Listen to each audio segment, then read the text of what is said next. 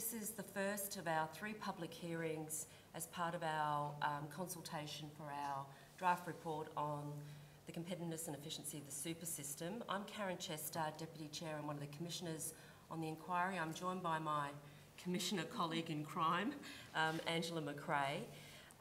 Before we get started, I'd first like to begin by acknowledging the traditional custodians of the land on which we meet today, the Gadigal of the Aurora Nation people, and I'd like to pay my respects to elders past and present. So today is our first cab off the rank for 3 hearings. We've got a full schedule today of about 15 or 16 participants, so we will try to keep to time. We have hearings here today, then a full day of hearings tomorrow in Melbourne, and then a day of hearings in Brisbane on Friday. I've got to run through some common sense logistical matters before we can get underway with our first participants. If fire alarms sound, follow common sense, try to get yourself out of the building and someone with a funny helmet will show you the way.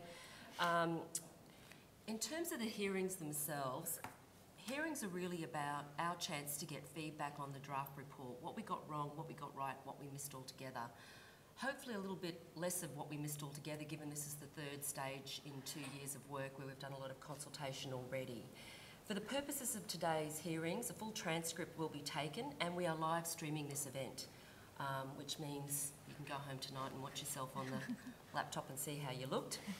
But that also helps in terms of access to these hearings. It's very difficult for folk interstate people in the media that are covering us to be able to be here in live time. So this helps us make sure that the hearings and the evidence that we gather today can be more broadly shared.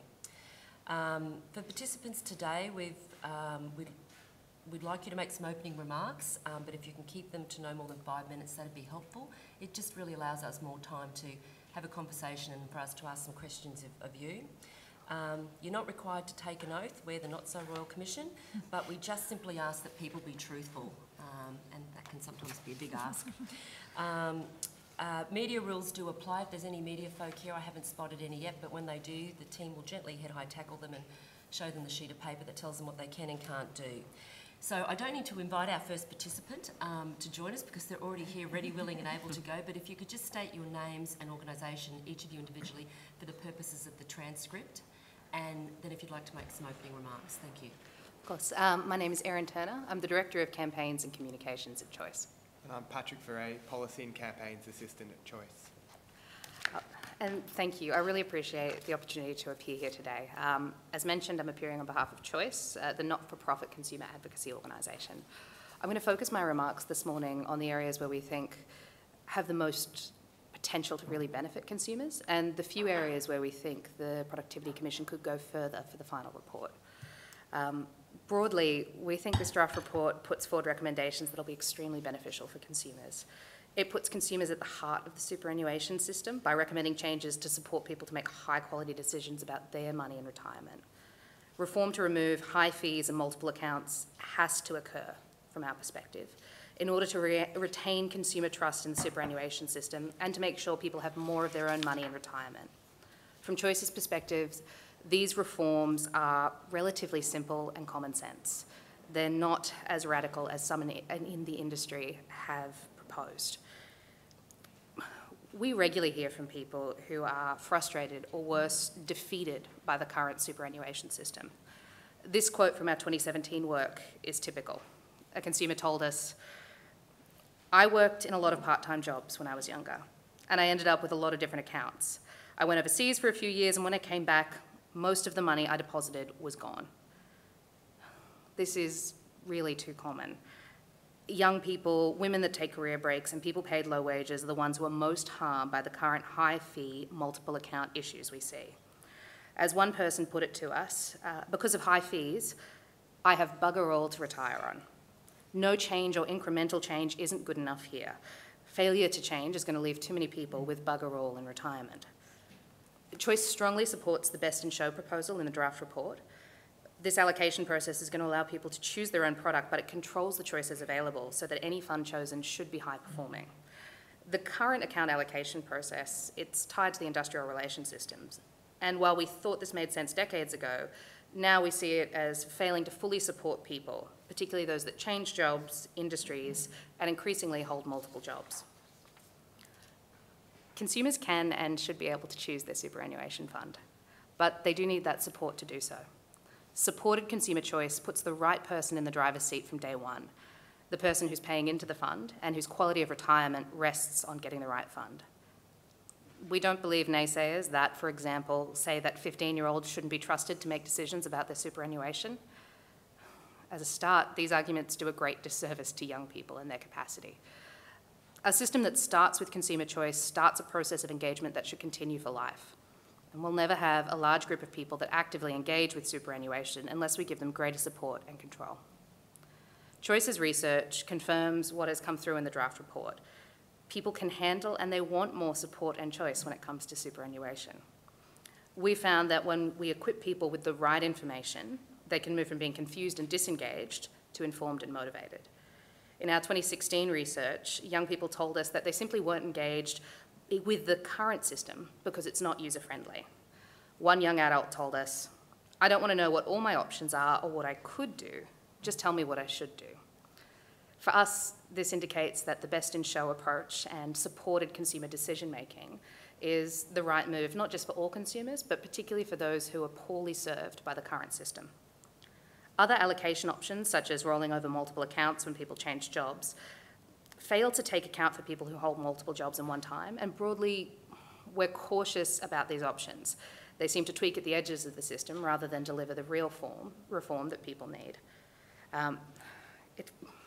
Such recommendations remove the simplicity of the best-in-show list, and the point that we're most disappointed with, they don't put decision-making in the hands of the most important party, the consumer.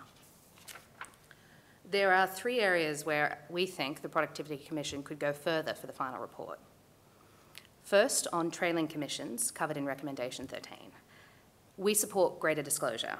At minimum, people deserve to know what they're being charged for a service. However, the better outcome would be to phase out trailing commissions altogether. The second matter is about the Insurance and Superannuation Voluntary Code of Practice. Choice sat on the working group for this code. Our experience was that the industry stripped the code of its enforceability at the last moment. They removed many of the protections designed to end the erosion of accounts, particularly for young people. Our view is that at this point, the industry is incapable of meaningful reform. Rather than allowing another 2 years, we think this industry should be encouraged to act much, much sooner. We should be seeing standards lifted and requirements made enforceable as soon as possible. Finally, we encourage the Productivity Commission to explore options to give consumers a greater voice in debates about the superannuation system. The superannuation system, as you know, covers 15 million Australians who collectively own 2.6 trillion in assets. We believe we need an independent and well-funded body that represents the interests of superannuation members. While Choice does our best to represent consumers in this industry, particularly in industry, regulatory and legislative debates about superannuation, we're currently only able to devote half the time of one policy advisor to this sector. Choice is the only consumer group in Australia that is permanently able to resource this work in superannuation. In comparison, industry groups have large budgets and staff to influence public policy decision-making. We want an equivalent body to represent the interests of members. Based on figures given to the Senate Economics Committee in October last year, we've calculated that industry groups like the Association of Superannuation Funds of Australia, Industry Super Australia, Australian Institute of Superannuation Trustees and the Financial Services Council, they collectively have over 100 staff, over 20 of which are solely devoted to superannuation policy and research. It's a lot compared to the 0.5 that the consumer movement can devote to this issue. It's why we think Australia needs a consumer group that can focus on the highly technical area of superannuation. The concept of a Superannuation Consumer Centre, or SCC, was first raised by Choice as part of the Cooper Review. Work has been done since that time to develop a strong business case and a range of funding options for an organisation that would directly assist consumers, advocate for reform and educate people about the system. We believe that an organisation like the SCC could be a valuable steward in ensuring that long-term, the super system remains efficient, competitive and truly works for members. Ideally, it's an organisation that would work alongside of a regulator that champions member interests, and it could be particularly useful in ensuring the work of this commission is followed through and enacted. Given the vast size of the superannuation sector, we think it's essential to have something like the SCC. And this is common practice in other consumer sectors that are less large and in a lot of ways important but less important than the superannuation system. We have very focused consumer groups that do great work in health, energy and telecommunications. Superannuation feels like the missing piece of the puzzle here. Unless we do have this strong organisation dedicated to representing people in debates about their retirement, we believe we're going to continue to see industry groups dominate discussion and conflate their interests with the interests of members. Great. Thank you very much. And I also should have said thank you to Choice, because you've joined us along the journey of the 3 stages and been very actively involved in all 3 stages and roundtables and providing submissions to us. So we do appreciate the 0.5 people that have helped us out along the way. Maybe we might just kick off where you've ended first, Erin and Patrick, if I may. With respect to the members' interest missing in action, which was kind of one of the themes of our report, we then highlighted what we thought was needed for the regulators, and in particular for both APRA and ASIC to become the members' champion, but more importantly for ASIC to play more of a forthright role there.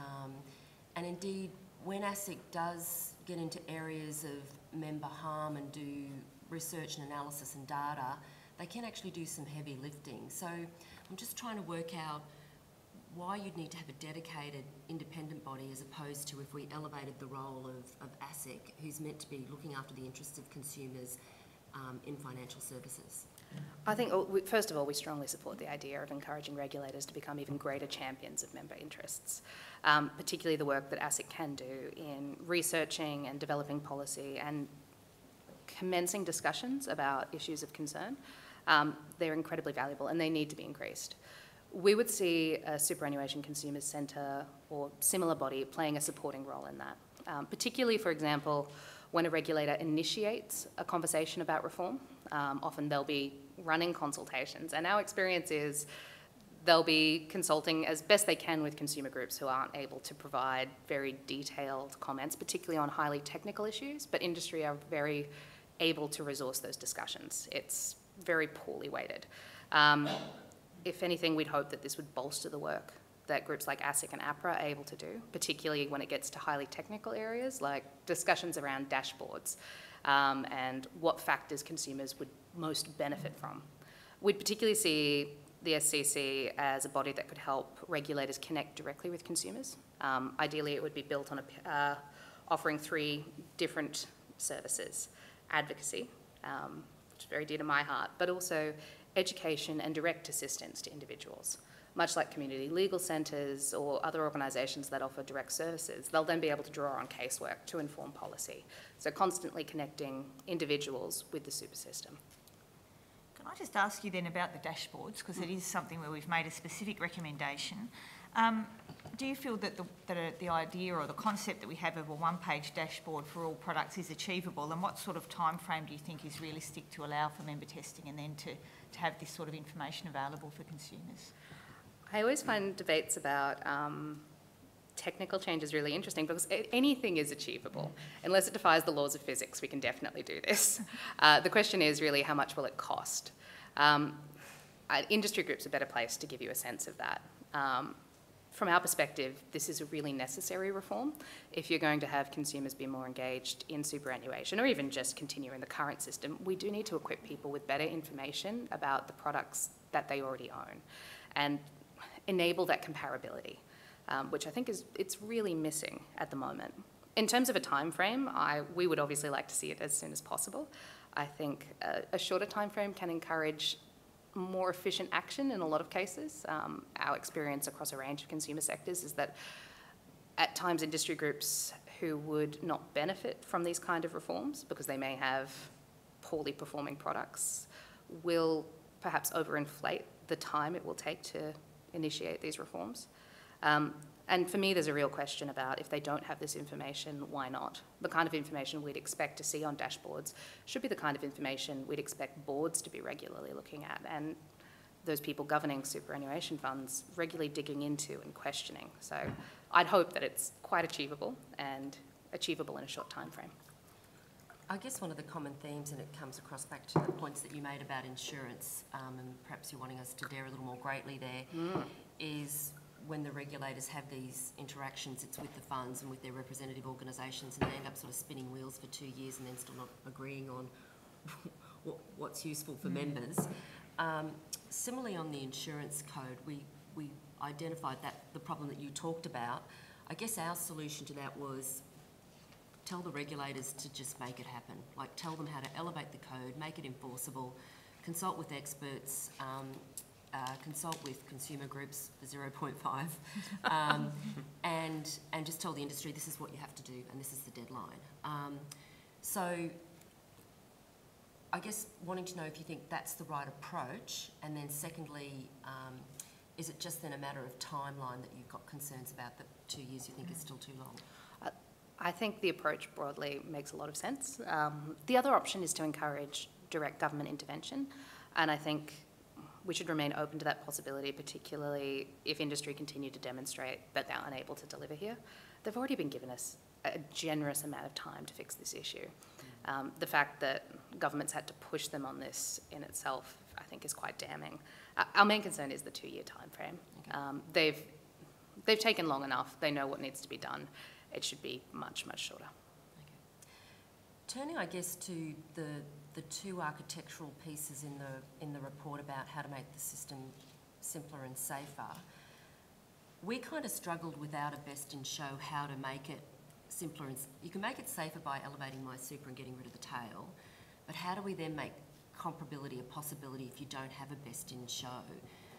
Based on sort of the insights that you get from, you know, behavioural economics and consumer research and surveys, is there any other mechanism, given the starting point we have of 40,000 options in the choice segment and the amount of providers that we still have in the My Super segment, to get there for the consumers short of a best in show? And I'm not asking that as a Dorothy Dixer. I'm really trying to, we're trying to get ahead around, is there any other way that we could have done this? So our take is that best in show is the best idea we've seen yet. It's got the greatest potential to help people make effective decisions about their superannuation. And it does deal with that long tail issue. 40,000 different options they aren't options. That's too much choice. That leads to choice paralysis and a great deal of confusion for consumers. You just can't have comparability and engagement in that system.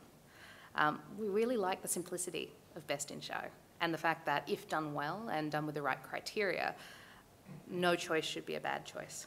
And it starts off that process of engagement that we really hope to encourage. I touched on it in my opening statement. It puts people in the driver's seat, which is exactly what you want for superannuation. You want people to be engaged, always making good quality decisions, even if they're not engaged, and able to understand the implications of what they're deciding over their lives. Yeah. One counter to that would be some folk have suggested to us that even during the accumulation phase in default, there's need for tailoring. There's, and the clearest example I think we've had is probably high-risk occupations, and then that's only for the insurance element of superannuation. We're still trying to work out how you might deal with that insurance component for high-risk occupations, if that should, but then that then sort of becomes the tail wagging the dog. What's, based on the work that Choice has done, and talking again about the default segment, so we're talking about, you know, the 2/3 of people defaulting each year,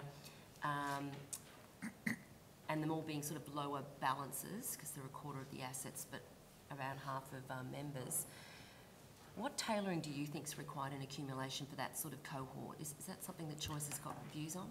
Look, when it comes to just the accumulation phase, once you take insurance out of the equation, our sense is that most consumers need the same thing.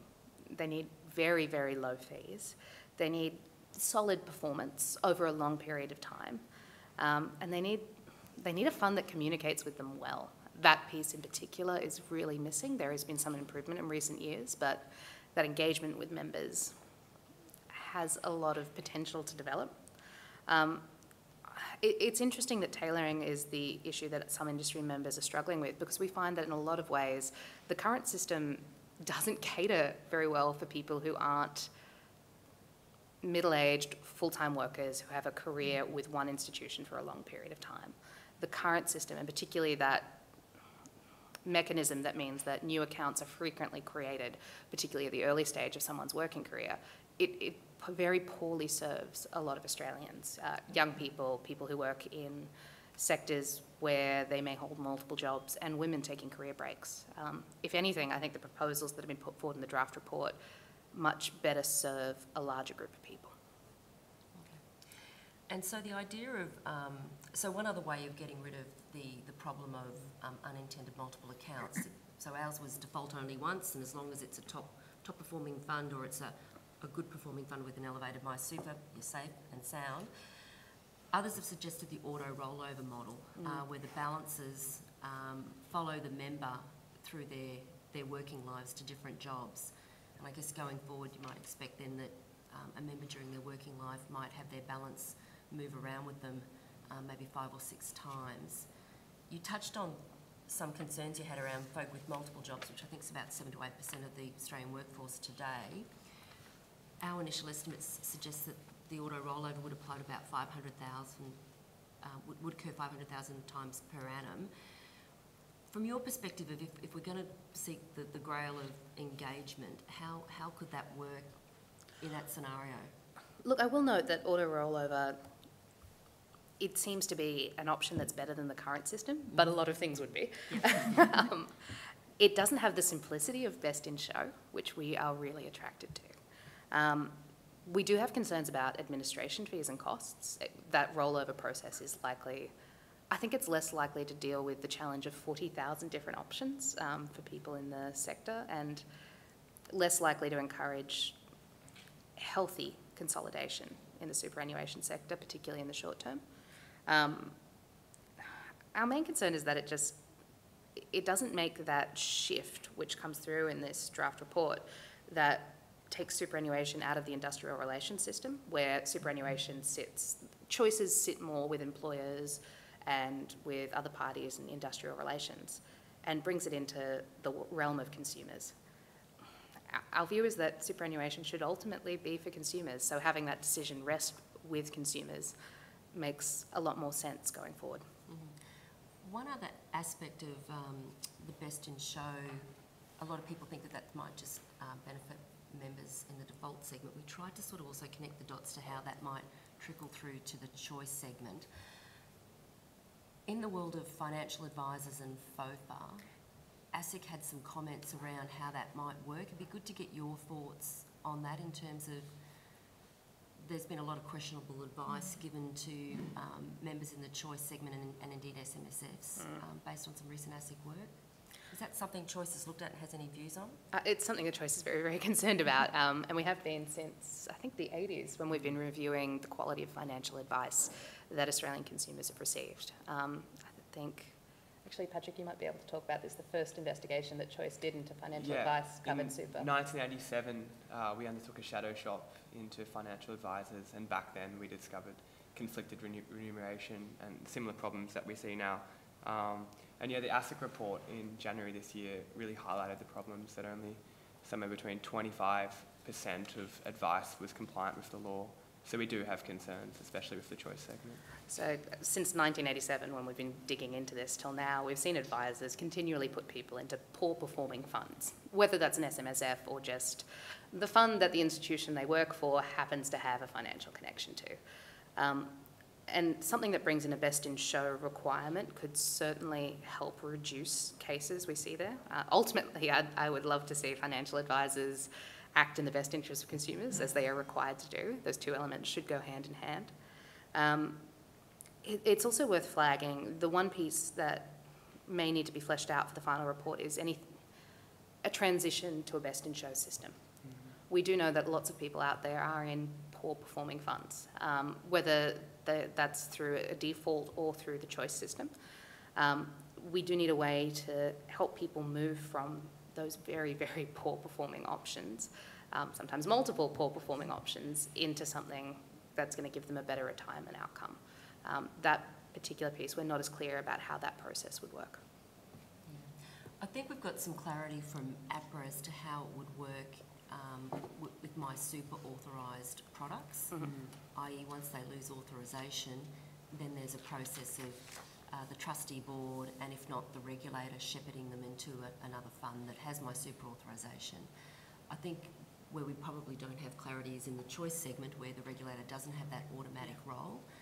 And I think that comes back to your point about how we deal with the poor performing legacy products in the choice segment and trailing commissions and things like that. So that would be helpful in your post-draft report submission if you could address that a little bit further.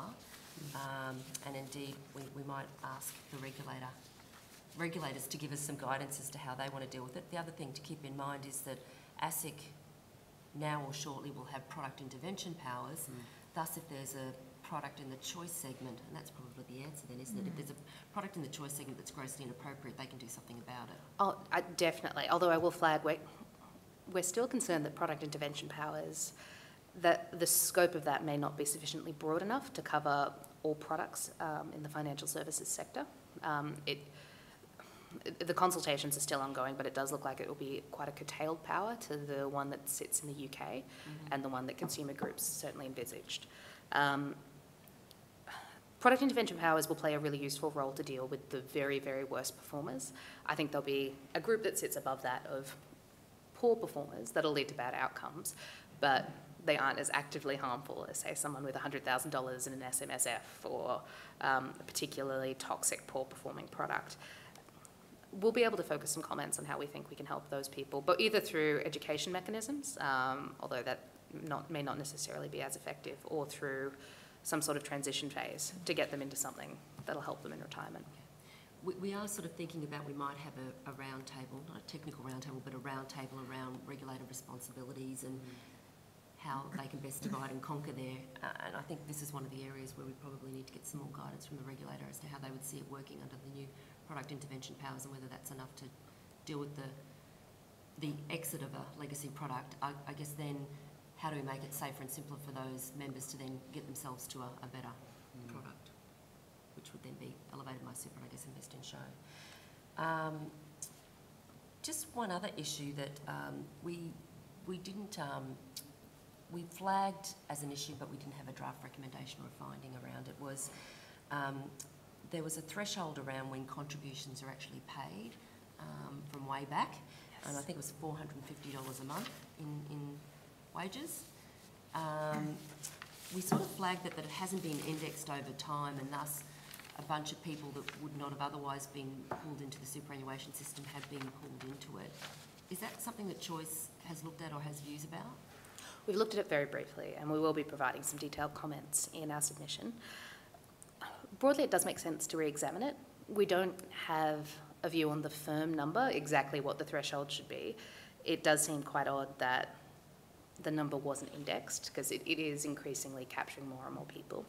It does tell us, though, that if we're going to have a conversation about any threshold, it actually needs to be under a system where unintended multiple accounts are dealt with, because I'm sure a number of people are captured inappropriately where they do have multiple accounts, perhaps multiple jobs, multiple contracts, and they would sit above the threshold if it was accumulated into one fund. So there's a couple of elements to that. We'd very much welcome a conversation about lifting the threshold.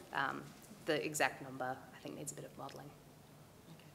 Well, if that's something you could have a look at, and I guess we are looking at whether or not there'd be any unintended consequences, particularly with people in and out of the workforce more often than not compared to historically, and multiple jobs. But I guess multiple accounts, if they remove that, would sort of address part of that issue.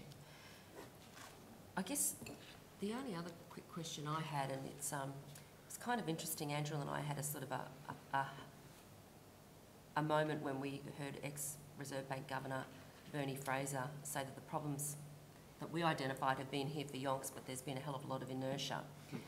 I guess that sort of begs the question, why? I mean, why hasn't the industry done something about the twin problems? I think that is a great question. I'd love to hear the answer from industry groups about this. From our perspective, this has gone on for far too long, and there's been a real cost to people as a result. As has been modelled in this report, it's hundreds of thousands potentially in retirement. That's the impact for people. We regularly talk to people, close friends, consumers, people who contact Choice, who have gotten to a certain point in their working lives, in their 30s, 40s or 50s, and found that they may have $40,000 due to account erosion, or $80,000, which is nowhere near what they expected to retire My sense is that, actually, I couldn't speak to the motivations of industry groups about why they haven't dealt with it. I think it's a great shame. It's clearly impacted their members, and from our perspective, no change is not good enough. There has to be, something has to happen to leave more people better off in retirement.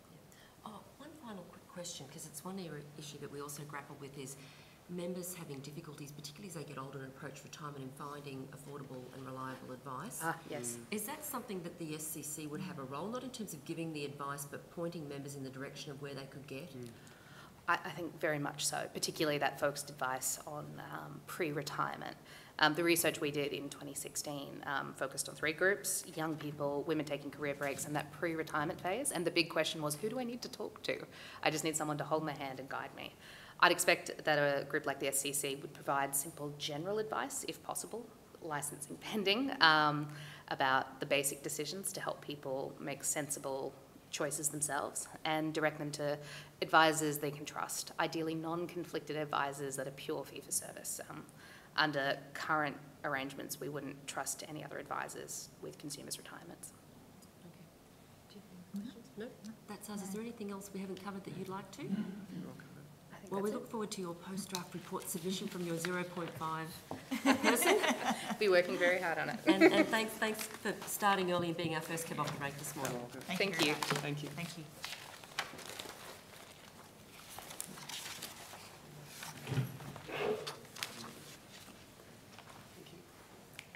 I'd like to invite our next participants to join us from Challenger.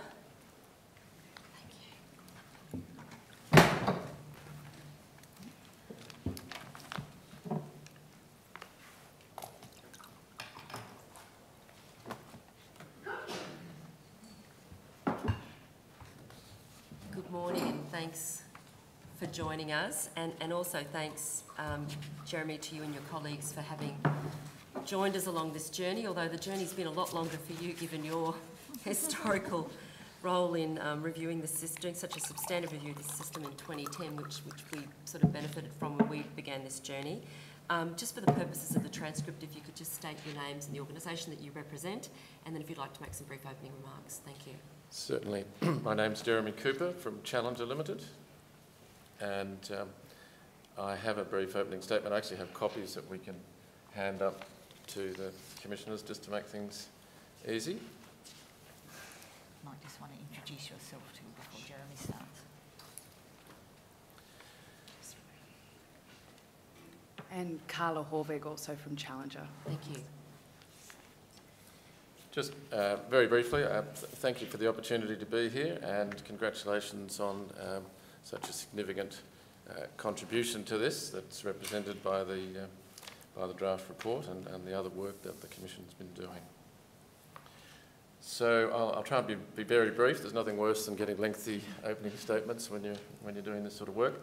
But I'll make some observations. The first one is the view that one takes of this system. And I think the Commission, from my perspective, has viewed the system through the lens of super working as efficiently as possible to build up the highest retirement balances, which is largely what the system devotes its time to. This is absolutely the right approach for accumulation, but for me the scrutiny can't stop there. So for me, super is not like retiring with superannuation is not like a university endowment. Most retirees out there are going to need to actually consume those savings safely in retirement. They're not going to be able to live on the, whatever name you might give it, investment return, income, interest from that pile of capital. They actually are going to have to spend it.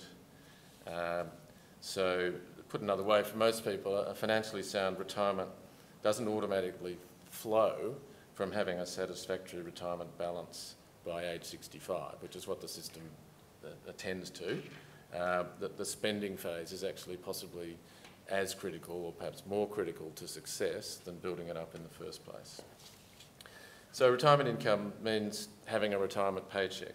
Most people have the benefit of a regular paycheck while they're working, and this is what they're looking for in retirement. And this is probably the biggest thing that the system is actually not delivering. And having a retirement paycheck is absolutely not the same as ad hoc spending out of an account. It doesn't matter whether you call that account a pension, it's still an account of capital that you're spending more or less as you see fit. Also, we need to have regard to the weight of money that's already in the retirement phase. So by our calculations at June last year, there was already $760 billion in the retirement phase. And if we're looking at inefficiency, what the industry currently does with this is highly inefficient, because retirees, through many studies and investigations around the industry, are currently underspending those savings, and the consequences of that are twofold. One is that they're passing on concessionally tax savings to the next generation, but that's swamped by the fact that actually they're enjoying a lower standard of living in retirement than they'd otherwise be entitled to. And in that respect, the system is highly inefficient in the retirement phase. While retirement is definitely less generic and more individualised than accumulation, I don't think retirement is a completely bespoke exercise at the mass market level. So the Commission has made a few references that simple is wrong, that the My Retirement default would perhaps not be the right way to go. I think the correct position is probably somewhere in the middle, that there is benefit in seeking, I wouldn't use the word default, but the current government policy of the comprehensive income product for retirement, the idea that you would have three, perhaps a flagship and two other SIPPers aimed at certain cohorts of retirees according to their account balances would be a substantial step forward for most retirees. And I think in saying that, we need to also reflect on the fact that we actually currently have a very heavily defaulted retirement phase. We just don't call it that, and we don't think about it in that term. But I would say that the current account-based pension environment is actually effectively a default. We don't call it that, but everyone gets one. It's a little bit like the old story about Henry Ford and the choice of colours that customers could have as long as they got black. The fact that 95% of the money in retirement is sitting in an account-based pension, they might be given different names, but they all are effectively the same thing. And so I think when we're talking about stepping forward, I think we need to reflect on the fact that we very much have a default environment in the retirement phase at the moment. I wanted to talk also about advice relating to retirement. So advice as you're leading into retirement and in retirement. And the point I want to make is that there's currently very limited training for advisors in the special needs of retirees and what retirement is actually about, as opposed to the wealth accumulation, wealth management, tax strategies, estate planning. Where the advice industry was born is really in that world, and the world of life expectancies, sustainability of savings for a very, very long time to a confidence interval, a more sort of actuarial view, if you like, of retirement is simply not being taught to advisors out there. Even issues like cognitive decline, designing a retirement plan that actually still works when the retirees are sort of 80 plus and are increasingly finding it more difficult to make complicated decisions about their finances. You know, advisors need to be taught how to deal with those sort of issues, and I think the evidence is that that's not happening. In relation to best in show, I think if that idea is to move forward, I think it also has to embrace fairly robustly the retirement piece. So, and of course the difficulty here is that the measures of success for building the money up and then spending it down are very different. So it may be the case that those criteria are so different that you might have to have two lists. I'm not sure, but the sort of issues that you'd be looking for in the retirement phase, while growing the savings efficiently is still going on in some respect in retirement. There are many, many other issues, including the liquidity of the savings. Do they provide regular, stable cash flows for spending? I think there are some psychological elements. In other words, does the member feel comfortable? Is there peace of mind that this is all working? Does it protect them against inflation? For those retirees that want to leave some balance to the next estate, does it deal with that? You almost potentially get sort of health and aged care issues around the pot of savings. Are they going to be able to ameliorate those expenses in the future? And again, I'll mention cognitive decline. Does it get simpler? Is it more simple than the current arrangements? Just very briefly wrapping up, strong support for the idea in draft recommendation 11 that there's guidance for pre-retirees. Very, very strongly support that idea. And just lastly, I know you've looked at the thorny question of governance, but just the idea that there be some explicit representation of the retired people in the governance model. I think this industry is very good at focusing on gathering contributions from employers and engaging 30 and 40-year-olds in their superannuation, but it doesn't spend a lot of time on paying that money back safely to retirees, and it doesn't spend very much time at all thinking about how the 80-year-olds are going. And after all, it's really, again, if you focus on the purpose of this system, it's really to provide income in retirement, and I think there's just too little focus on that part of it. So that ends my opening statement. Great, thanks, Jeremy. Let's begin with the key issue you raise, and that is SIPA and what looks good in retirement. I think we had the advantage of being able to leverage off another substantive piece of work we did 2 years ago on post-retirement super, which helped inform, I think, close to a whole chapter in our current report around members' needs, including looking at it in a post-retirement phase. And I think we agree with you that at the moment we perversely have the reverse constellation, that things are horribly complex in accumulation and a little bit simple in retirement, when we think the reverse should be the case when you look at members' needs. I think where we struggled with SIPA not being simple was, even if it were to become a soft default, Jeremy, a lot of people would just find themselves going into it and making a decision to go into effectively an annuity or a longevity risk product, which is a one-off decision, is a big decision for a member to take. And thus, it comes back to your point about advice in making that decision about which retirement product to go into.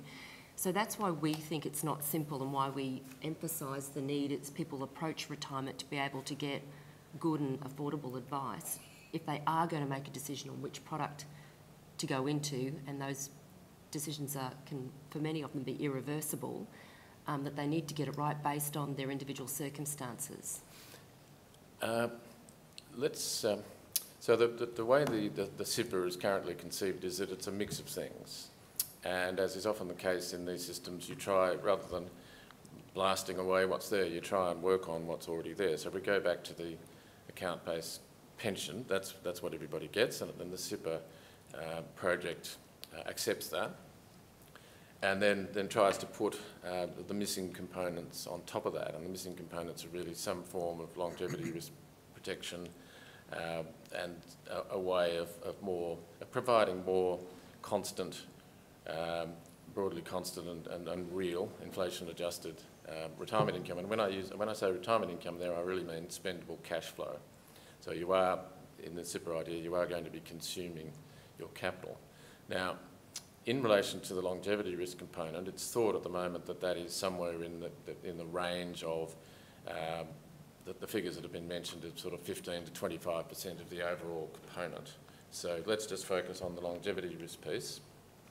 The modern annuity is not irreversible.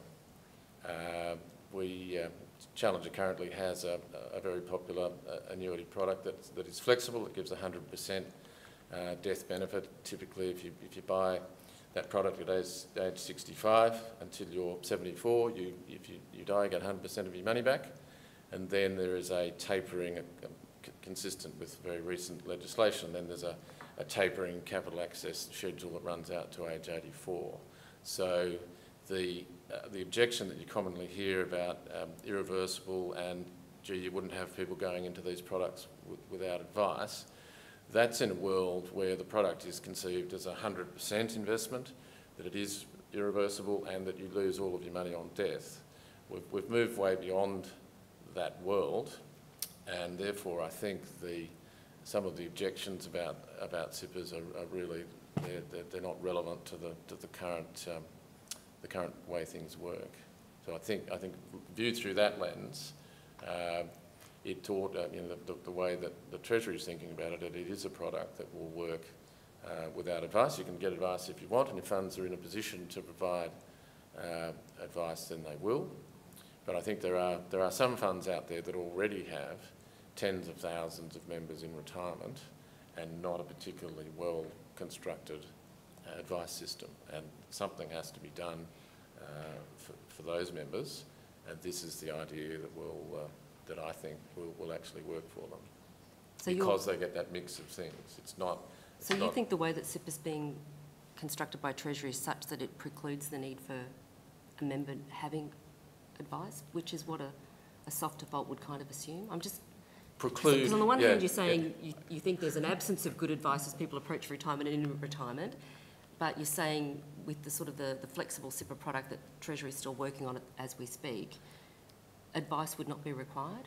That's the thinking. Look, it's horses for courses. There are very, very many different people out there in different circumstances fronting this industry in different ways. There are people who've defaulted all their lives, all the way out to people who are daily engaged with the system and everybody in between. I think what SIPP is talking about is what I call the mass market, and it is addressing, I suppose, at its very centre, it would be addressing a member of an industry fund that probably is a defaulter, that maybe hasn't ever seen an advisor perhaps, and maybe who's in a fund that is not particularly well, given the scale of all of this.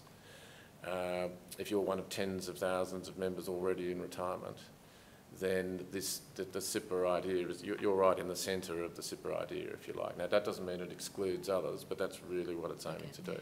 And for the component that is sort of the annuity component, where you actually want to pool the risk across the biggest cohort possible, you're saying that it is reversible. That reversibility is then priced into the cost of it. So. Yes, I suppose that is what happens, and that is not the only.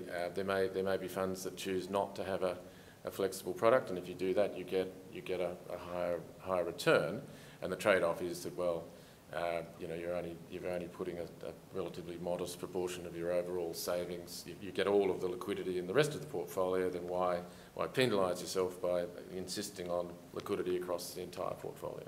Yeah. And as people think more fully about this, they often come to that conclusion. Yeah, and we'll do some more work on this between now and final report. I think our key focus is going to be what form of advice might be required for somebody in a world, if the government takes us to that world of what's really a soft default, which in a world of nudge here becomes a hard default, and what advice might be required, if at all. Sorry, I was just going to say, in relation to the training for advisors, why do you think that is so limited? It's not like this train hasn't been coming along the track for a long time, and the industry's, as you say, has been very focused on the accumulation phase. Why has it taken so long to... and I guess, what do you do about it? So how do you push It's very difficult when you're working very close up to, and if you're working day to day in an industry, you don't often get the chance to step right back from it and ask, is this heading in the right... I think in terms of problems in financial services, you could, if you threw that blanket over many of the problems, you might see the answer. In other words, there's a lot of activity and so on. Maybe nobody stood back and said, well, are these advisors really being taught the right sort of things? There is another aspect to it, and it does come down to the idea of giving members their money back. The system works at its best as everything's growing. So the way a lot of aspects of financial services are paid for are basically on a pro rata percentage of the assets, whether it's under advice, under management or what have you. and a lot of advisors are remunerated based on how many, the value of the assets of the member. And so the incentive to actually help the member spend that money down, the incentive's not obvious. That's only one small explanation for it. If I could just go back to the advice piece, I want to emphasise in the super project the idea of the fund engaging with the member quite early on. So I'll pick a number, maybe it's post 50. The idea is that the fund would start reaching out to the member. And if you think about engagement, while it's true that many people are not engaged with their super, and in a compulsory system that's fine, the system actually ought to work for them.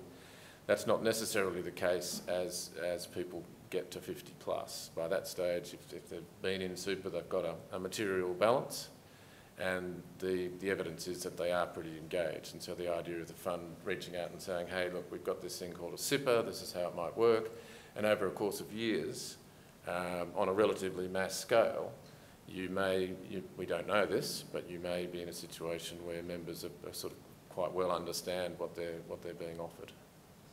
And during that phase, how would you distinguish between that being information on the product provided by the fund versus what's really advice, which members take to be personal advice? What it would mean for them and whether it's suitable for them? I think in a reform project you're allowed to change the existing law, and I think the Treasury consultation very much engages with the fact that ultimately there might be something that sits in the middle of the current distinction between general and personal advice, and we can write a regime for that if that's necessary. It probably wouldn't be, but it is a bit of a fine line. The minute you start saying, well, you're a member who looks like you're going to be getting the full age pension in your retirement, you're already potentially stepping into the personal advice zone. That's well recognised, and I think the reform project will deal with that.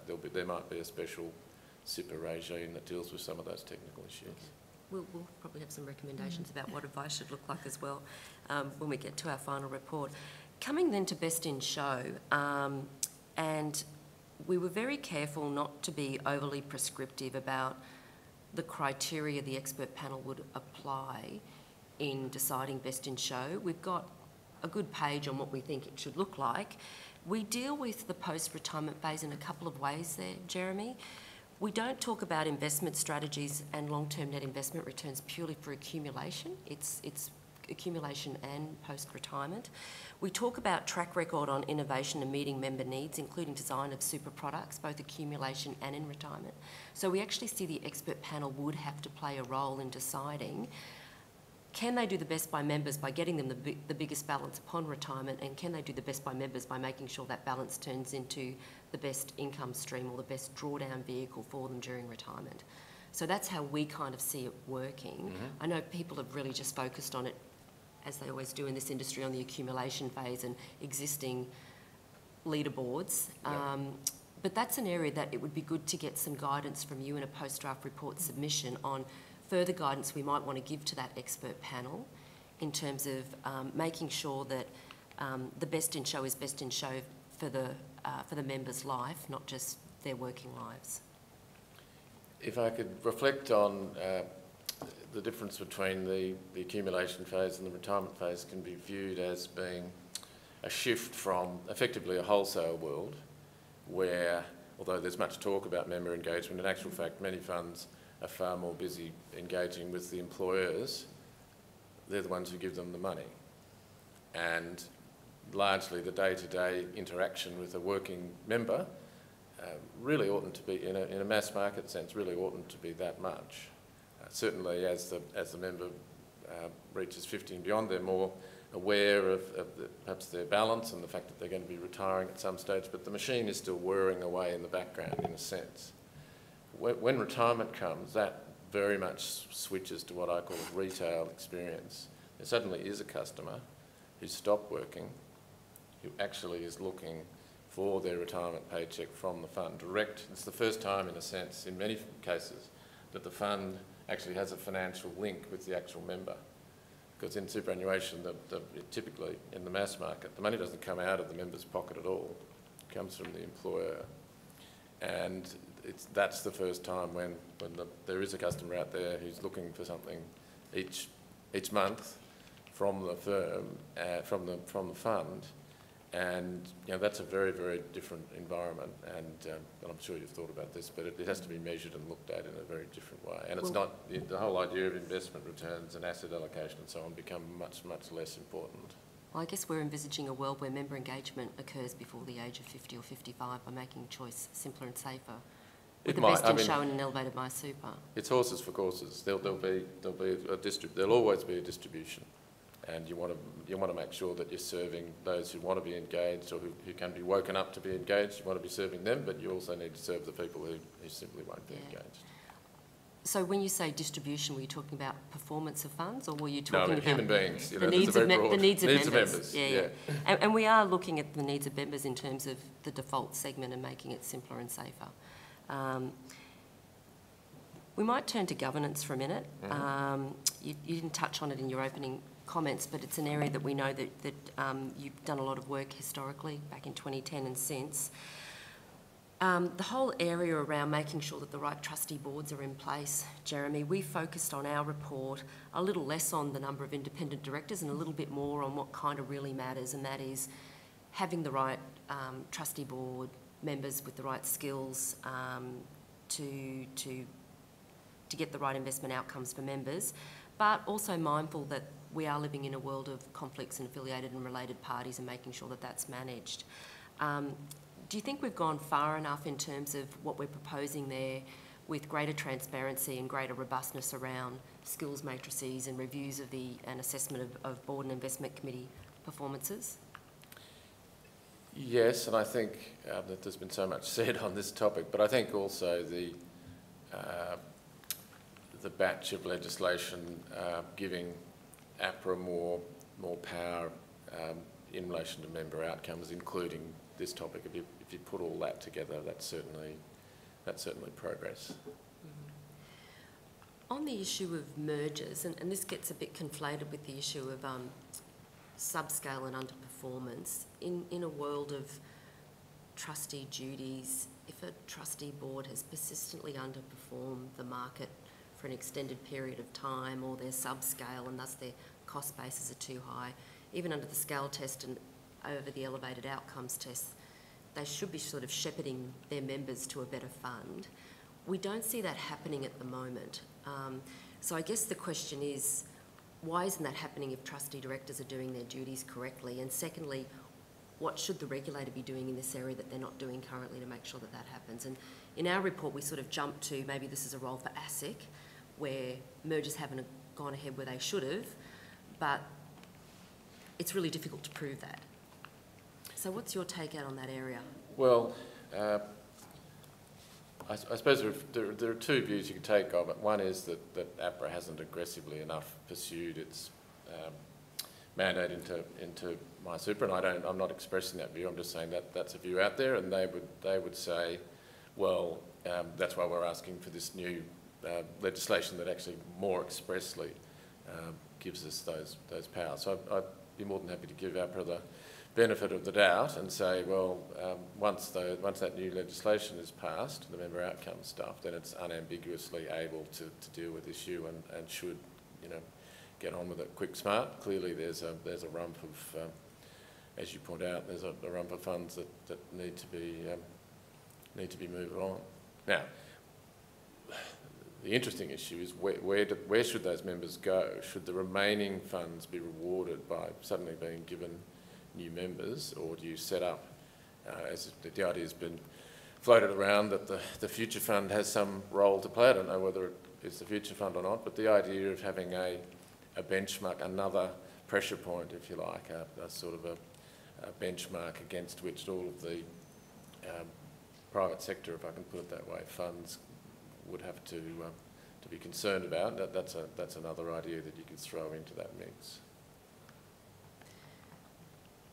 So the idea of competition for default through best in show and an elevated My Super, it's then kind of not rewarding those funds by them getting the members of the underperforming funds, because they've already sort of earned the rights to the keys to the kingdom. It makes it a very valuable kingdom to try and be in, doesn't it? I suppose in relation to best in show generally, my reservations, if I've got any, would be about the behavioural effects of creating this sort of gleaming list of 10, and just quite what that would do to both the behaviour of the people in the 10, the behaviour of people who wanted to be in the 10, and then the behaviour of members who either were in a fund that was in the 10 or not in the 10. I wonder about all of those sorts of things, and whether you would find funds that were at number 9 risking up a lot more than they otherwise would. We just don't know the answers to those things.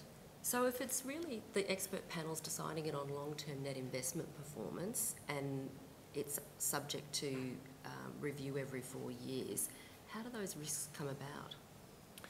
Well, you see, you say long-term investment performance. I mean, a lot of academics and other experts would say, well, you know, that's just past performance, and you shouldn't actually look at that.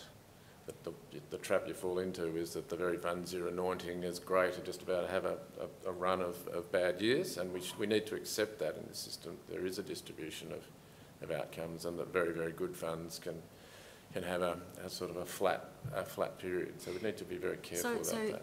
So I guess a couple of things. Firstly, you do it every 4 years. Net investment performance over a long period is just one of the factors that the expert panel would be looking at. Governance, I would have thought, would be a pretty good indicator that you've got a trustee board that's a safe pair of hands for members going forward. Innovation, understanding the membership. So all those principles that we've outlined, and we're looking for further feedback from participants on. I'm still struggling to see what are the risks for the best in show in that 4-year period if an expert panel's decided that across all of those criteria they...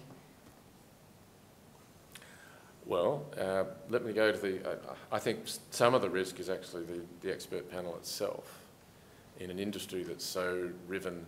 You know, it is in many ways a pretty divided and highly politicised industry. How do you get the right?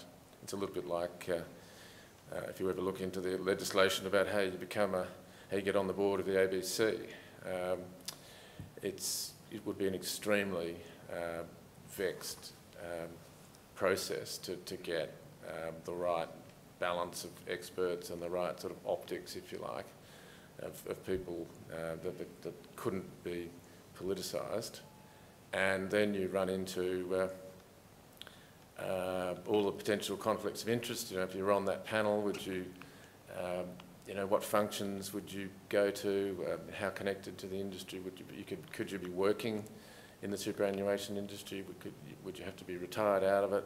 It's a little bit like being a sort of public official in your situation. You know, you really would have to watch out for the perception that you were being got at by funds that were at number 11 or at number 9, worried about being, you know, all those things. So I think there are two quite nuanced and vexed issues. One is populating the expert panel, and then it's the actual validity and I suppose, again, whether the system would grow to respect and abide by the decisions, or whether it would just constantly be a brawl like, you know, some other aspects of this industry. So absent having a process for competition for default and being able to identify some top performers, how in the system do we inject comparability? How do we make it simpler and safer for members? Well, I would say this, I suppose, but the original model was that APRA had to be very tough on getting a ticket to play.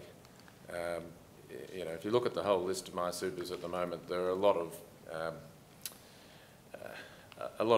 funds in that list that are there just for technical. If you actually go down and you look at how many of these funds have got scale, are public offer, are really out there, you know, doing the best by their members, it's certainly a much smaller group than the great long list that you get from the APRA website. So I think, again, giving APRA the benefit of the doubt, if it gets the powers that it's asking for, then my personal you know, Challenger doesn't have a view on this particular topic, but my personal view would be that if APRA aggressively, not stupidly, but very purposefully said, you know, these are the rules, if you don't abide by them, you'll be moved out of the MySuper field, and on top of that, the benchmark doesn't just stay static, you guys are all getting better at what you're doing, technology is helping you, scale is helping you, so that the standards keep going up. And I think in that world, if you ended up with a population of, you know, who knows what the magic number is, 21, 27, 33, whatever it is, then that in itself would be enough. And that maybe then you almost have a lottery type situation where you just randomly get four funds, you know, a little bit like Tats Lotto, you pick 4 funds out and you remember, you show them, well, they're just 4 of this, you know, excellent field of funds, and that's where we get to. And then that way you've got an independent statutory regulator making those decisions. You're not going through the grief of having to impanel yet another body of experts, many of whom may have links to the private sector and all those sorts of things, and then all the drama of selecting the top 10. So that would be an alternate So I guess view. we agree that if we did elevate My Super to realise the vision that you originally had, and we're trying to put teeth into it to make sure we get there, that gets rid of the entrenched underperformers. But you're still then living in a world where there's no comparability of choice. It's still complex in the choice segment, and you're saying that members in the default segment really shouldn't be exercising choice. We shouldn't make it simpler for them. They certainly always, the idea was that they always, if they wanted to choose, I mean, they're free to move into any product that they like. And I suppose it's just incremental improvement. It took a long time. There's a lot of struggle with the industry to get the dashboard done. Could that be improved? Yes. So it's just a matter of just incrementally improving some of those things. Okay. Yeah. Did you have a better answer to the Bernie Fraser quote? The Bernie Fraser quote. Where Bernie said the problems have been there for yonks, but there's been a hell of a lot of inertia. I guess our question is, why hasn't the industry done something about it? Well, it tends to be, it does tend to be a bit of a divided industry. I remember when I took on the role, you know, nearly 10 years ago now, of reviewing the system in 2009. The state of the back office was a great surprise to me, and I sort of asked, well, how come, you know, the back office the back office of Super, all the paperwork and all you're still working on it, the multiple accounts, the lost Super and so on, you know, how come this hasn't been dealt with? And it's really, one of the fundamental issues was that the industry couldn't agree on a standard data field, if you like, for when a member joins a fund, what data would we need to have about this person to make it work better? You know, that simply couldn't be agreed upon. One part of the industry wanted more detail, the other part of the industry wanted less detail. And unfortunately, that just plays itself out over and over again. Okay, well, we saw data as a problem, but we didn't see data as the problem driving entrenched underperformance and unintended multiple accounts. But anyway, we'll keep our journey happening. And we do look forward to getting a post-draft report submission from you, Jeremy. That would be really helpful, particularly on if we do dare greatly and have a best in show and an expert panel, making sure that we cover off the post-retirement in that decision-making process. That'd be good. Certainly. Okay, thanks very much. You. Pleasure.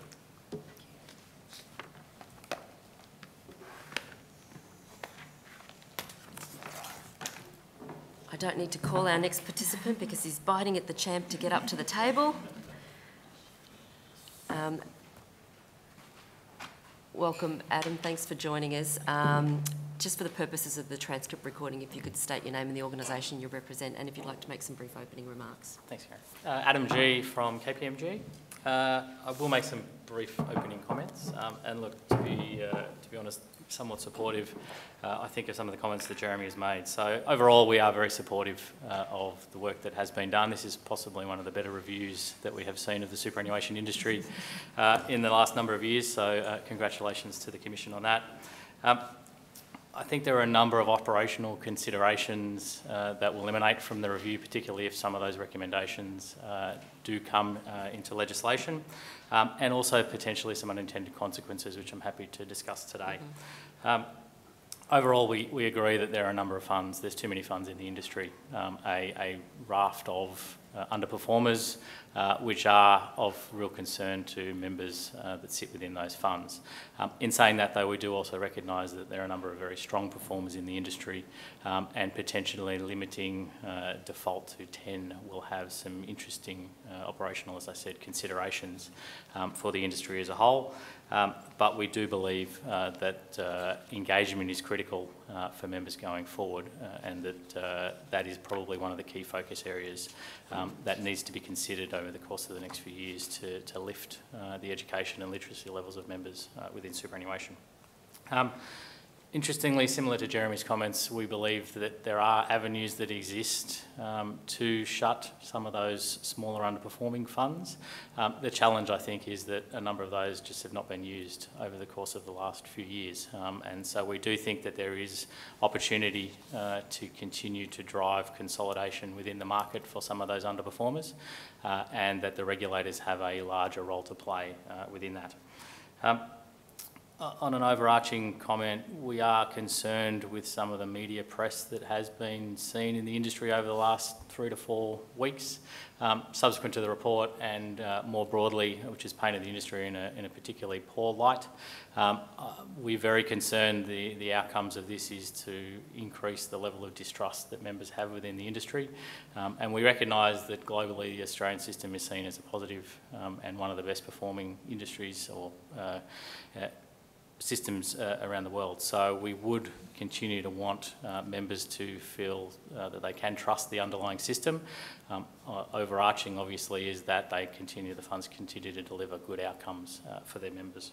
And as I said before, member engagement, we think, is critical in driving those sorts of outcomes to members. And the more we can do to engage members to make active choice, we think is the right outcome for them. So I'll stop there and happy to take questions. Great. Thanks very much, Adam. Let's begin where you ended, driving member engagement. So how do we do that absent a simpler, safer system where there's a chance of members being able to compare products, which is kind of missing in action at the moment? So assuming we have a world of an elevated MySuper, so you've chopped up the tail eventually, how do you then make it, in the absence of a best in show, how do you make it simpler for members to be engaged during the accumulation phase in both default and choice? Look, it's the multi-million-dollar question, unfortunately. Our view is that funds are doing a lot more over the course of the last 2 to 3 years around member engagement. The use of underlying data analytics, tailoring of communications to members is absolutely critical.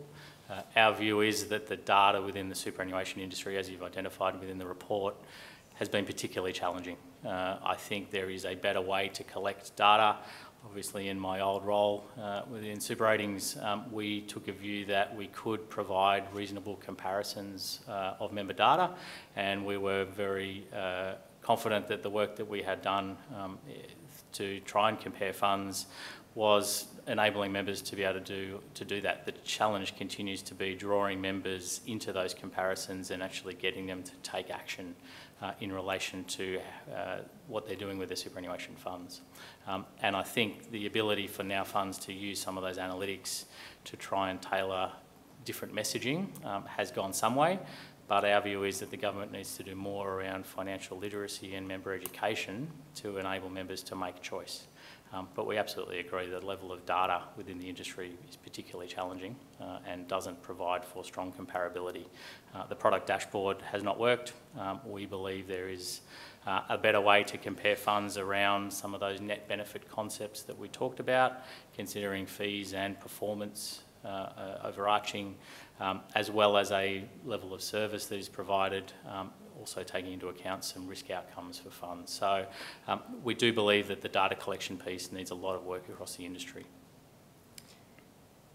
Just in relation to how much you'd need to lift that financial literacy, I guess we looked at some of this in our, even going right back to stage 1, where we find that there's hundreds of programs for people trying to increase financial literacy, and despite all of that effort, we're not really making much headway. And I think it's fair to say that even when we talk to professionals in the industry, and you would know this even in your time at Super Ratings, that you have to be a pretty smart cookie to try and make these comparisons and work out where, you know, what is a better fund, how does it work? And so in many respects, that's why we're attracted to an expert panel making that. What we hear from consumers is, and we heard it from Choice today, we don't want you to give us more information and more choice. We want you to tell us what to do.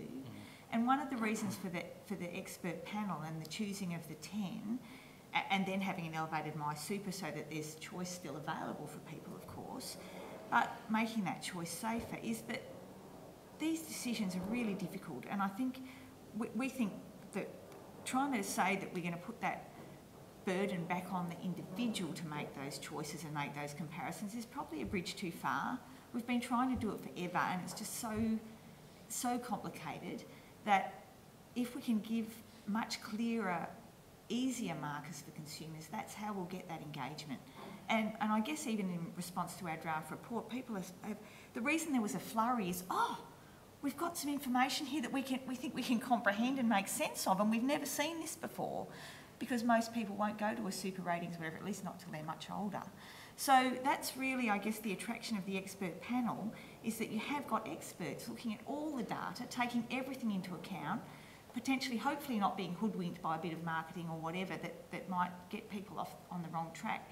And so getting consumer engagement is about making it safer and simpler, and this idea of the top 10 is really the best way we could come to at getting that engagement in a way that we felt was the best sort of bulletproof mechanism to ensure that consumers might actually be engaged on the right metrics in the right way. So I just wonder if you've got any response to that. I've got concerns as to whether it will drive engagement, to be honest with you, because I think you will end up still with members defaulting into the top 10 best in show list, potentially. So whether the actual use of an expert panel to effectively select a top 10 funds will drive engagement, I have some questions over. But I would agree that the simple information and comparable information is the best way to at least constitute a best in show type list. Whether or not, though, that does drive engagement, I think is questionable. So I don't think, unfortunately, there's a silver bullet to some of these questions. I think it needs to be a broader assessment. So we agree there's a range of things that need to change in the industry and government policy to make that happen. We did do a choice survey with about 2,500 members where we actually sort of did a best in show arrangement for them. And even for the 15-year-olds, only 5% didn't make a meaningful choice and were then defaulted. And indeed, the number was even lower for the 15 to 19-year-old cohort. So when we provided them with a best in show with simple metrics, some people then say, well, they're just defaulting into those 10, whereas the choice survey actually showed that they didn't just go with number one, they actually looked through it and made a decision. So if you're looking for engagement, absent a best in show, how do you get it in the default segment? I think it's the ability to provide simple, clear data, as you've talked about there, and I think the ability to make that available. I think the discussion was around the ATO being able to provide almost a product dashboard. Whether that's 10 funds, as Jeremy said, whether that's 30 funds, whether that's the right answer, I'm not sure, but I think the ability to provide simple, comparable data will absolutely assist in driving engagement. The ability then also to tailor to communications to members by super funds to engage in an early date, I think is absolutely critical. You're right in your comments earlier. We don't want members starting to engage at age 40. They need to do it early when they commence contributions with the fund. Yeah. On the dashboard, we did have some detailed recommendations about that. It's very frustrating when there was a vision earlier on and a simple one-page dashboard that would be meaningful to members as opposed to meaningful to disclosure purposes of funds. With what we're proposing around the MySuper dashboard across all products and the regulator being proactive and basically saying this is how it will be done based on us consulting technical experts, behavioural economists and consumer experts, industry go forth and do it. Do you think that's the right approach, or is there another way to take it forward so we can, I think we're all agreed that we do want a single one-page MySuper dashboard for members. Yeah, absolutely. We agree completely. I think our view is that the current dashboards that exist on a lot of funds' websites do not provide sufficient information. The information also is not consistent with the disclosure document of superannuation funds. So if we look at things like standard risk measures, etc., jargonistic type terms that most members don't understand, we have some concerns. I think the recommendations in the report are exactly what we should be looking for. The only comment I'll make is that net benefit concept, whereby we're looking at actual performance of funds over a 10-year period, I think is a fantastic way to compare funds. So that looking at the actual return that a member has received over the 10 years, the actual fees that they have paid, and effectively putting that into a dollar amount over a 10-year period is a wonderful way to enable members to assess the success of the fund over that period. So inclusion of that sort of information I think would be very helpful as well. Yeah. The other issue that people throw up when we talk about trying to make it simpler and safer in accumulation, and the reverse constellation issue that we touched on before, is people suggest there's a lot of tailoring that's needed in accumulation. If you're just looking at sort of the default member, that cohort today, what tailoring is needed, if at all, in the accumulation phase? Look, the majority of members want good investment performance and low fees at the end of the day. The challenges, I think, come around insurance, and that's where we start to see the need to tailor. So if we look at some of the larger not-for-profit funds that utilise or offer members in particular sectors relevant benefits, that's where the level of tailoring is generally required. So a HESTA, for example, a CBUS, that have a particular cohort of members that may require specific insurance that they may not be able to get from a standardised type insurance arrangement, is where we think that tailoring comes through. In terms of the underlying accumulation product though, a focus on long-term net performance is really what members are looking for. Yeah. So the only example that we've been given is around high-risk occupations and them getting insurance. But so is there any others beyond that cohort that you're aware of from your work? That's the main cohort, I think, to be honest with you. So yeah, similarly, the CBUS example is one where you have a number of members in high-risk occupations, police, ambulance. In some of the other funds, I think, are also critical.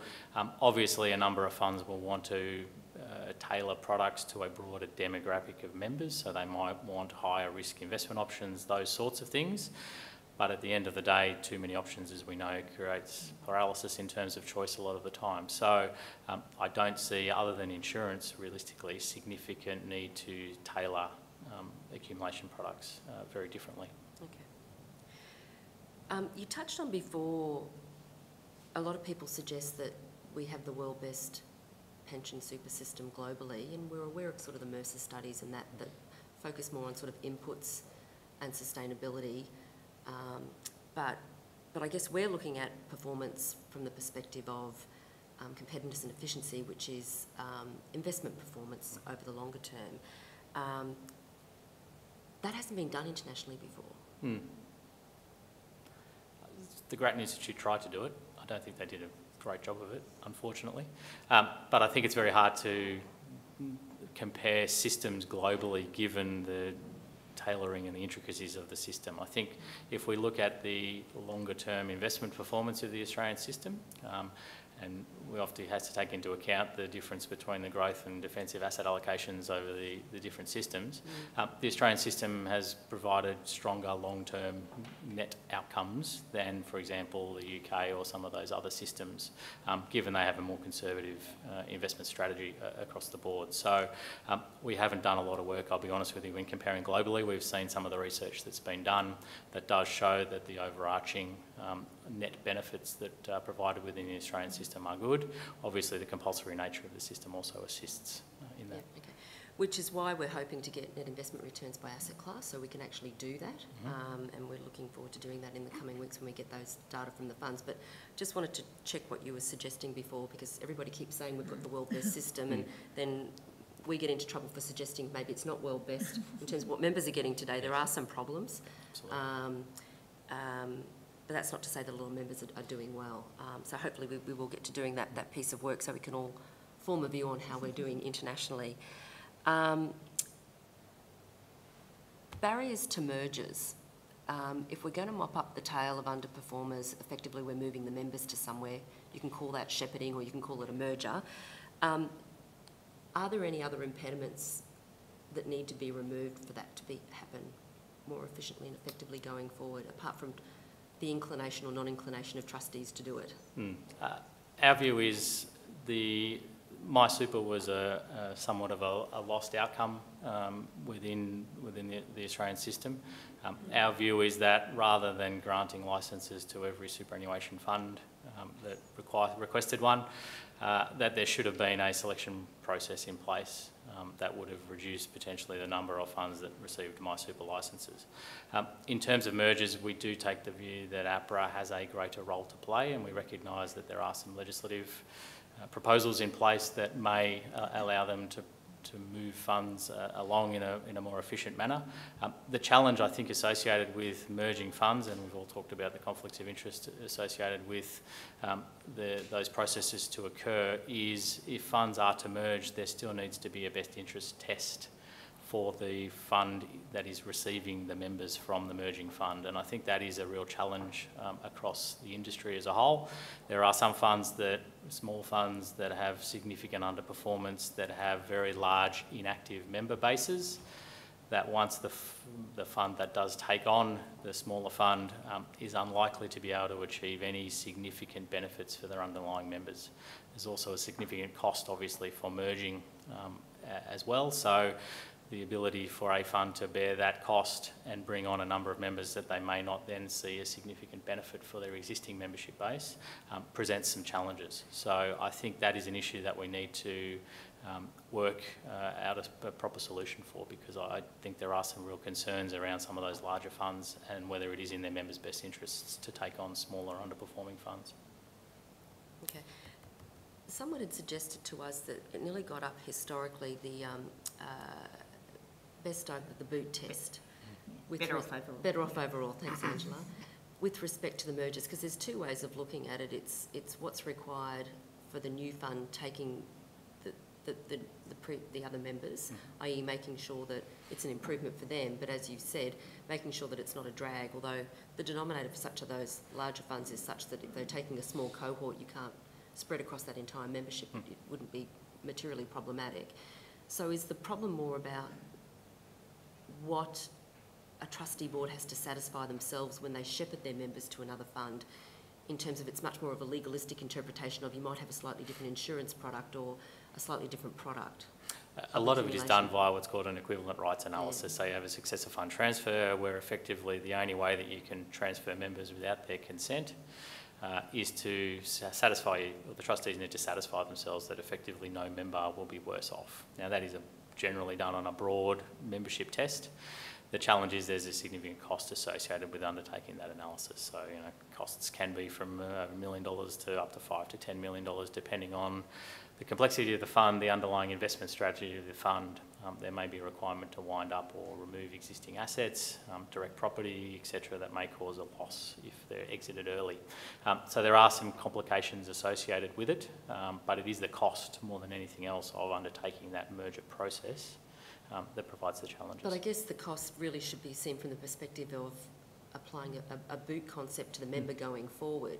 If we live in the world of inertia where you're not going to undertake that analysis because it might cost $1 to $5 million, and you've got a couple of 100,000 members that are in our tale of woe, it's kind of like a no-brainer. Absolutely. It's not so much the cost of not doing it because of the cost, it's what benefit does the member get of the existing fund of taking on a larger cohort of underperforming members, or potentially, I won't provide any fund names, but there's a number of funds out there that potentially have active member ratios of 30-odd%. So if you merge those members into your fund, all of a sudden 70% of those members walk out the door or aren't merged. Is there any benefit in providing or undertaking that merger on the basis that you're going to get a very small cohort of members that really won't provide any benefits or overall economies of scale to your existing membership base? And then obviously the cost of unwinding a number of the investments associated with it could be a larger issue than a number of funds are willing to take on. So there are some challenges around that. Okay. So we've covered off the tail, we've covered off best in show and engagement. Unintended multiple accounts was the other big problem we identified in the system. We said, let's make the system safe, and thus you can then default once, unless you choose to move beyond. Another option that's been put on the table, and I don't know if you've thought about this, is instead of the member's account being stable to the member and going with them, the default ones, which is what we've proposed. The other option that's been suggested is the balance rolls over each time a member moves into a new job. Thus, the balance is stable to the member, not the account, and thus they would be changing funds every 5-6 years, or how often people change jobs these days. Have you had a think about, they both try to address the same problem, they do it in different ways, and there's different pros and cons.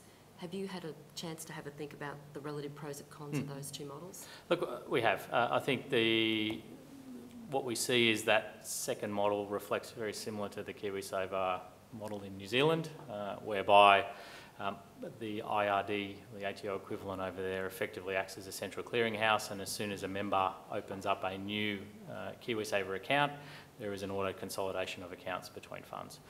There's a cost associated with that, and again, I don't think, or our view is that that doesn't drive strong member engagement. The preference would very much be for a member to carry their existing account with them until such time as they chose another account. We certainly are also of the view that we agree completely that multiple accounts is a real problem across the industry and it continues to be a challenging one to resolve. But the ability to carry a single account will provide greater opportunity for member engagement. So we're absolutely supportive of the recommendations that have come through there. Whether or not it is an ATO obligation to ensure that a member continues to contribute to that, I think will create potentially some administrative complexities that will need to be thought through. But overall, our preference would be for a single account to continue with the member going forward. Yeah. And how would that second model work in a world where we now know that 8% of the population actually has multiple jobs? How does it work then? It's very challenging. So effectively, what happens is in the New Zealand system is the member will generally be selected.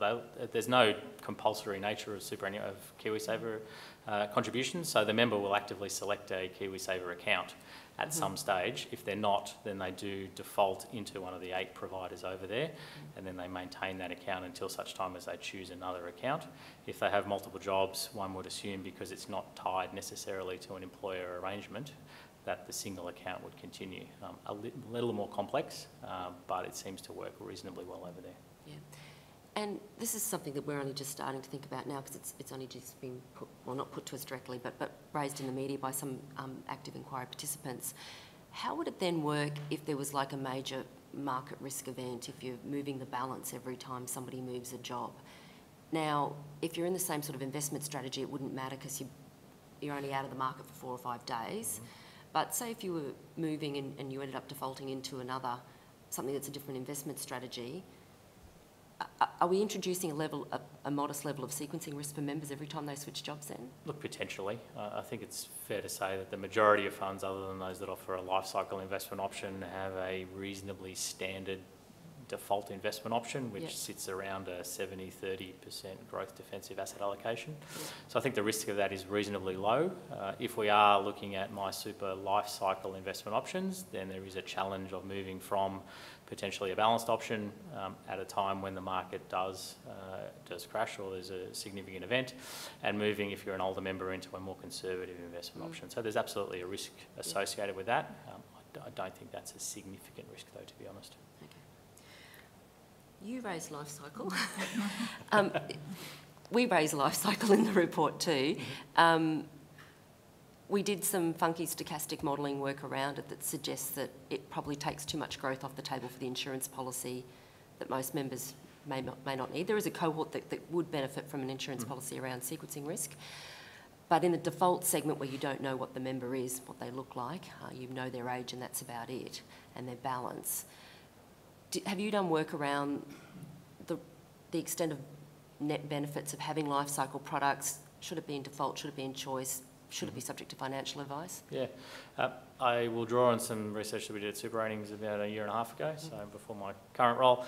We took a view that we did some analysis whereby we looked at all of the life cycle products. We assessed if they met their investment objective every year over the course of a 40 or 50 year investment time frame, and compared those to a standard balanced option and assumed that they met their CPI plus 3.5 investment objective every year. The outcome was effectively that the balanced options outperformed, mainly due to the level of risk that was taken off the table and the growth assets that were taken off the table over a 40-year period. So it does prove that potentially if you sit in those investment options, provided there isn't a market crash very close to retirement, that you could potentially be better off. I think our view is there are two views as to around where life cycle works. So where you have a member that is highly disengaged and that takes no interest in their superannuation but just continues to receive contributions, the de-risking of a portfolio as they get older could be in the best interest of members. Where the ideal outcome obviously is for members to be engaged, make an active choice when they do get older, and then a balanced option, 70-30 stock standard default, works reasonably well for those members. It's for those disengaged members that we think a life cycle is appropriate. Yeah. Did you have a look at the stochastic modelling that we did that actually showed the small cohort that we actually looked at that what the sequencing risk is around retirement versus what is taken off the table? Yep. And so we agree with the modelling that was okay. that was presented there. That was Perfect. consistent with some of the work that we'd done. Okay. But I think it's that behavioural psychology aspect in terms of if members could actively make a choice, that is the ideal outcome. But where they don't and they're disengaged, as a somewhat paternalistic industry, we feel the need to protect them on the downside potentially as they age. We touched a little bit on insurance earlier and just talked about the need for tailoring in some respects. But in relation to the other draft recommendations we have on insurance, have you got some views about that? I do. We're broadly supportive of the recommendations that are in the report. We have taken the view that the ISWG report is probably a very strong step in the right direction for insurance within the superannuation industry. We believe that the mandatory nature of that would provide a better outcome for the industry as a whole. So again, how that is implemented presents some challenges.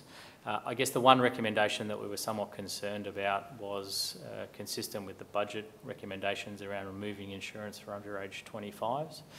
We've done a lot of modelling and we're about to release a paper in the next week or so on the outcomes of that. But our concern is removing a significant cohort of members under age 25 will have an impact on the group pooling arrangement of insurance. So the numbers that we've run suggest an effective 26% increase in insurance premiums for the rest of the pool if we remove younger members. So our view has been there is benefit in having insurance across the entire life cycle for members. I think AIA was in the papers a week or two ago saying that they continue to pay somewhere around the $80 million mark of insurance to underage 25s. Our view is, and the industry is starting to move to this already, is almost a bell-shaped needs-based design for insurance is appropriate. So small levels of cover for younger members to protect against potential illness or injury is appropriate. So maybe a $50,000 level of death and total and permanent disablement, which can be bought for $30 or $40 a year, is more appropriate than having no cover at all for members under the age of 25. And more appropriate for those members in terms of it keeps the overall cost of the pool down, so when they're over 25 they get that benefit, or of benefit to those members in the ages between 15 and 25? Both. Is in our view. So given that members continue to get married younger and have children younger, there is benefit in small amounts of cover to provide some protection for those members. Additionally, as members age, they do get the benefit of that group pooling arrangement. So we ran some numbers around benefit erosion. If the members under the age of 25 and certain inactive accounts were removed, the ISWG work that we did showed erosion of about 6.2% of an account balance on average over the lifetime of the member. If there was a removal of that cover and premiums increased, that erosion would increase to about 7.3% on average. If there was no increase in premiums, which to be honest with you is highly unlikely, the erosion amount would go down to about 5.8%. So almost an immaterial difference if we remove the cover and there's no increase in premiums. Okay. And when you mentioned that if we took out the under 25s, the premium of the broader pool would go up by 26%. If we were to go down your route of going for, or the route that's being considered of having a very sort of low-cost vanilla product for the under 25s, $30, $40 a year, what then would be the premium increase? We're still in the process of modelling that. The view is that the impact is minimal. The challenge you have is moving younger lives out of the pool effectively increases the risk of the pool in its entirety. Okay. So there is some issues around, it's more the shape of the group insurance pool. Okay. And you're going to give us all this wonderful information in a post-draft report submission, Adam, in a couple of weeks? We'll do some of that, yes. That would be fantastic. The other little culprit that we found in insurance that bedeviled us was income protection. Are you going to provide us with some guidance on what we should be doing around income protection, given that it seemed to be the chief culprit of zombie policies and all the rest of it? Look, yes, we have done some modelling around income protection. There are some challenges. I mean, our view is that income protection is a great benefit for members when they use it. It also provides the ability for members to be rehabilitated over the course of a certain period, rather than paying a lump sum disablement benefit where members could potentially return to work at a later date. The challenge with income protection is it's expensive and it does erode accounts, but it provides a strong benefit for those members that do need it, albeit we recognise there are some zombie policies in existence. So we're more than happy to provide some information on that. Okay. And are you going to also tell us about TPD and NDIS world and how that might... Yes. Yeah, we can we've done some modelling on that one as well. Excellent. So we will do some, the challenge obviously again is removing insurance from the system as a whole will put a greater burden on the taxpayer and the government. So there are some challenges associated with that as well. Well, I think this is the theme we're going to continue with our next inquiry participants in a moment. Are there all the questions that you have? Is there anything else, Adam, that we haven't covered that you'd like to cover? The best in show was the only area that we probably haven't covered as much. As I said, there's some unintended consequences. We were somewhat consistent, I think, with Jeremy's comments earlier, is that it may drive some challenging behaviours across the industry. If you're at number 11, will you take a higher risk investment approach to make sure that you're in the top 10 number of funds in terms of your net investment performance? I mean, we're very pleased to see that net investment performance was a key driver of the outcomes in the best in show concept. The other area is risk needs to be considered as well. There's a number of very strongly performing funds on a risk return basis that may not appear in a top 10 best in show list. So there needs to be some recognition of risk associated with some of these metrics. And we get to that around investment strategy, because unless you've got a really longer term investment performance track record, which means you kind of know what the risk play out's been, you can't get there. Absolutely. So what would be helpful in post-draft report submission on best in show is give some further guidance to us on that one page we've got in the report where we talk about what things we think the expert panel should be taking into account to make sure we've covered off those bases. That'd be really helpful. Sure. Terrific. I love setting homework at the end. Okay, thanks a lot, Adam. I'm going to rather outrageously, because we're running ahead of schedule, propose that we just take a 5-minute bathroom break, purely for my own benefit, if not for anybody else's. So we'll resume in 5 minutes and then we'll welcome our next inquiry participants to join us.